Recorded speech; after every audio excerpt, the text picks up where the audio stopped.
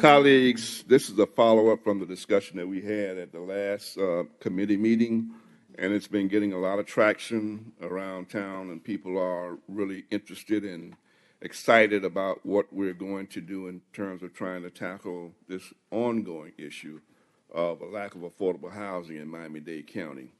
This morning, Madam Chair, what I would like to do is to have the director to talk to us a little bit about, what their thinking is, so we can weigh in on that and move forward with making this affordable housing summit a reality here in Miami-Dade County, and where we can look to basically, commit to building at least 10,000 new affordable housing units here in Miami-Dade. And so with that, Madam Chair, I'd like to introduce the director. So here, with this proposed and what will be a real summit, and after discussions with the chairman of the committee, et cetera, we do believe that focusing in on actual projects so that we can get to that 10,000 and getting the stakeholders and key decision makers regarding key projects around the county that are in the queue, that are ready to go, but for maybe one or two things that would be a good focus. Now, in addition, there are some obviously policy issues that are important that we would want to address. One is money. Okay, what are the different sources of funds that we might be able to create, because we're pretty much using everything that we have right now. There's been certainly discussions in the community about a county bond issue that might support housing. The city of Miami had one over a year ago.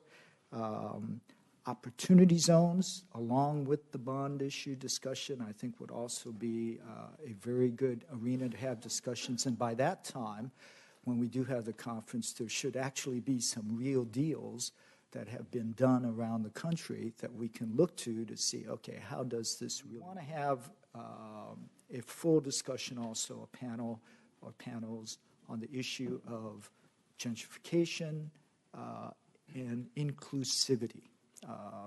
They go hand in hand. How do we create new communities that, while maybe better in terms of the bricks and mortar, also address the character of the neighborhood, existing residents, and future maintaining of the character of the neighborhoods that are going to be impacted by a lot of these new types of development. Summits before and things like that, and we talk a lot, but not much comes out of it to actually have the impact that we desire. This 10,000 homes is let me ask, and what type of developments are we envisioning? Is it apartments? Is it condominiums, townhouses? What exactly is it that we will be envisioning for these people? Because then the land and the money comes into play. But hypothetically, let's say I'm a family of 4 for affordable homes, right? We're talking about affordable. How much do I need to make to be able to qualify? For home ownership. Yeah. We're talking about home ownership. Because I want to put this in context for the people who are here listening to know how hard it is. Right. In theory, on paper, if you have perfect credit, which of course is not usually the case, but if you have good credit, you're working and you have a job. For an affordable home, for the county affordable home, right? Okay, for a county affordable home, again, for a county single-family detached, the most recent data from the Realtors Association, et cetera, is that a single-family detached, the mean price for a single-family home in Miami-Dade County is between $350,000 and $370,000. Right. Okay, no, but I'm talking about the ones that we built on county-owned lots, that like 2D and 2E, that we're raising the price to $235,000. Okay. Right. I want to apply for that.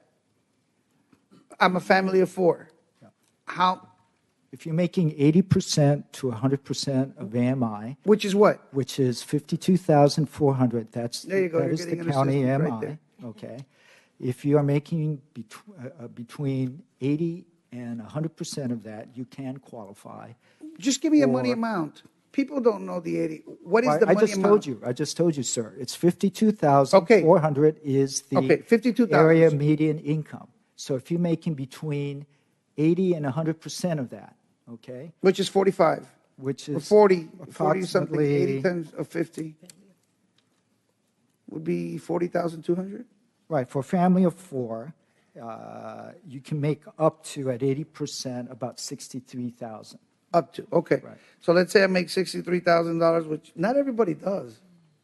In reality, not everybody does. And you said the credit had to be really good. Had to be strong. Yes. Usually, most of the people that we try to help don't have that ability. Remember, we just did for Commissioner Jordan the banking on wheels and everything else, and we've tried to help because a lot of people don't even have bank accounts. So I'm curious as to who. Okay, so now, what do I need as a down payment? Let's say my credit is so-so. Anywhere from 3 to 10% of the purchase price of the home, depending on the first mortgage that you are applying for. All right. So let's say give it a 5% for the 200. Let's make it 200. Okay, 5%. Not many of our people that we're trying to help have that. What do we do to assist them? Or do they have to have the 5%, the down payment? They have to have some skin in the game. They do. Yes, yes. We don't have a grant program for down payments. Imagine the people that we think we're trying to help. We have to really identify and find out who's applying, what we're actually doing for them, and what we're not, or we're going to have another useless conference of people getting together and not getting much done. That's why I wanted to find out and for us to hear the actual numbers that people might need and what are we going to do? Director Liu, you and I have worked on a number of properties that are on county land in District 5, which we are fortunate enough to have some underutilized land, but they are subject to city zoning. And so one of the things we may want to consider with this housing summit is I believe in some, and these are very, very large properties where density could be allowed without infringing on single-family home kind of neighborhoods. But we need to really look deeply at when municipalities have zoning that impede us from using our own land with for mixed income developments, because right now, just so you know, we've got several properties that we believe if we could add another 4 or 5 floors to our buildings, we might be able to increase the number of affordable. These would be rental units by over 1,000. So I do think we need to look at how municipal zonings affect county property and see if we can make that process easier to do. Havana is pretty low rise, but very dense and filled with naturally occurring affordable housing. And so we may also over the year, and we will have opportunity, if it doesn't fit into the Housing Summit, to do it in the Community Disparities Subcommittee, is look at incremental development, where we actually teach small property owners how to develop their properties. So we do have some zoning where maybe now there's a single family house, but they could put a 4-plex on there. And so that keeps density low. It's more in keeping with neighborhood and less likely to gentrify that neighborhood and doing that. So those are 2 of the things that, if you don't mind, as you come up with the agenda considering, I would appreciate that. Thank you. I can make these statements here. During the summit, Mr. Chair, I would suggest that we consider adjusting the price on infill housing and affordable housing as a lower amount of appraisal price in particular neighborhoods and communities. My approach to this is the fact that a 1,500 square feet home in Opelika or in Little Haiti on the Gulls doesn't have the same valuation with a $1,500 home in even the Lower Gables or Miami Shores or even the West Shores. So it put further pressure on the individual trying to purchase a home if that home is located in a less valued, lower appraised community, and than the other areas. So it's not the same market. So when we have these very flat price adjustment, it hurts the developers in some areas. It helped them in other areas. It hurt buyers in one areas. It hurt buyers in other. I want everybody to participate, but when we give these properties to a CBO, to a developer, either for nothing or for a lower value, it means a lot, because just like housing costs is increasing, the value of land is increasing as well.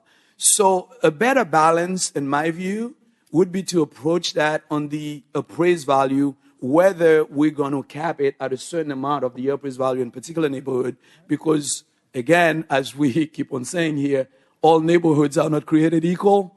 So buyers in every neighborhood don't, if I make $52,000 and I can buy a home in an area, I may not be able to buy it in a different area. In this home, in the better area that I'm talking about, more affluent area, maybe an affordable lot as well. Okay? But how do we keep this lot affordable? I hope that makes sense. And hopefully I can chime in when we call the item. Agree with you 100%, Chairman Monestein, so that our item does link the price of the infill homes to appraisal or the maximum, whichever is lower.